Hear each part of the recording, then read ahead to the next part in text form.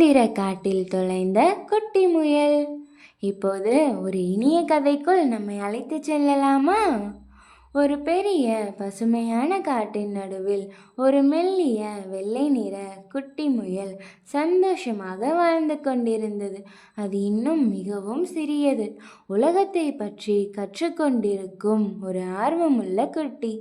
ஒரு நாள் அன்றைய காலை ஒளி காட்டை மெதுவாக வருடும்போது குட்டி முயல் விளையாடிக்கொண்டே காட்டின் ஆழத்திற்கு போய் சேர்ந்தது. விளையாடுவதில் மூழ்கியதால் அது தன்னால் எவ்வளவு தூரம் வந்துவிட்டோம் என்பதை கவனிக்கவில்லை. அவ்வாறு சென்று கொண்டிருக்கும் போது அது ஒரு வித்தியாசமான இடத்தை கண்டது. அந்த இடம் சாதாரண காடல்ல, அது ஒரு மந்திர காடு.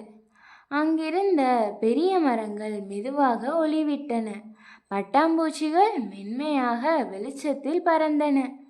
காற்று கூட ஒரு இனிய இசை போல ஒலித்தது. உலகமே ஒரு கனவு போல இருந்தது. ஆனால் சில நிமிடங்கள் கழித்து குட்டி முயல் சுற்றியுள்ள இடத்தை கூர்மையாக கவனித்தது. மெதுவாக அதோட மனம் பதற்றமடைந்தது. இது இருக்கும் இடம் புதிது என அது உணர்ந்தது. செல்ல வேண்டிய பாதை எது என்று அதற்கு தெரியவில்லை.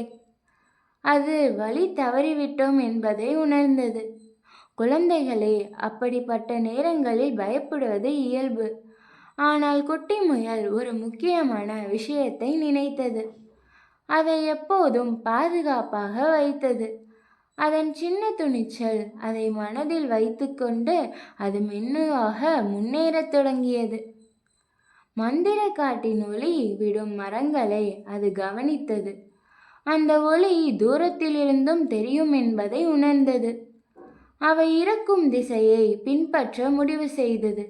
கொஞ்சம் பயம் இருந்தாலும் அதன் உள்ளத்தில் இருந்த நம்பிக்கை அதை முன்னேற்றியது. போகும் வழியில் ஒரு தடிமனான பனிமூட்டம் தோன்றியது.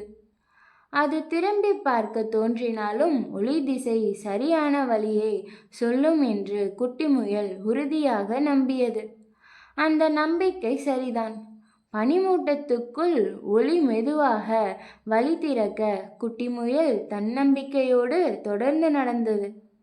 சிறிது நேரம் கழித்து அது ஒரு பரிச்சையான பாதையை கண்டது. காட்டின் எல்லைக்கு அருகே வரும் அந்த பாதை அதன் வீட்டை நோக்கி செல்கிறது. குட்டி முயலின் சிறிய இதயம் மகிழ்ச்சியில் துள்ளியது. அதை வீட்டை அடையும் வரை பாசத்தோடும் உற்சாகத்தோடும் ஓடிக்கொண்டிருந்தது. அவ்வாறு அந்த குட்டி முயல் பாதுகாப்பாகவும் சந்தோஷமாகவும் தன் இல்லத்திற்கு திரும்பி வந்தது. குழந்தைகளே, இந்த கதை நம்மிடம் ஒரு அழகான செய்தியை சொல்கிறது. சில நேரங்களில் நாம் தொலைந்து போனது போல, குழம்பி போனது போல உணரலாம். ஆனால் நாம் அமைதியாக யோசித்து துணிவுடன் முன்னேறினால் எதையும் சமாளிக்க முடியும். புத்திசாலித்தனமும் தைரியமும் நம்மை சரியான இடத்திற்கு திரும்ப அழைத்து செல்லும். இப்படியே இன்னொரு இனிய கதையுடன் மீண்டும் சந்திப்போம். இன்று கேட்டதற்கு நன்றி குழந்தைகளே.